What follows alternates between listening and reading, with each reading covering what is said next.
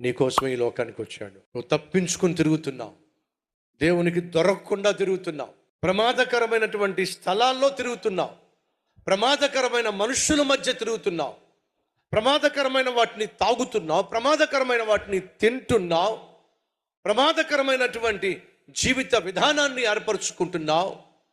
అయినా సరే నిన్ను రక్షించాలనే నా యేసయ్య తాపత్రయపడుతున్నాడు. ఈరోజు ఈ సందేశం విని మీలో ఒక్కరైనా ప్రభువా తప్పిపోయిన గొర్రె ఎవరో కాదు, ఆ ప్రమాదకరమైన పరిస్థితిలో ఉన్న గొర్రె ఎవరో కాదు, ఆ కొండలెక్కుతూ లోయల్లోకి వెళుతూ అడవి మృగాలకు దొరుకుతూ గాయపరచబడి అటు బ్రతకలేక ఇటు చావలేక బలహీనంగా మిగిలిపోయిన ఆ గొర్రె ఎవరో కాదు, నేనే ప్రభువా అని ఒకవేళ నువ్వు ఒప్పుకొని ఆ గొర్రెల కాపరి చేతిలో పడితే నిన్ను బట్టి పరలోకమంతా సంతోషించబోతుంది.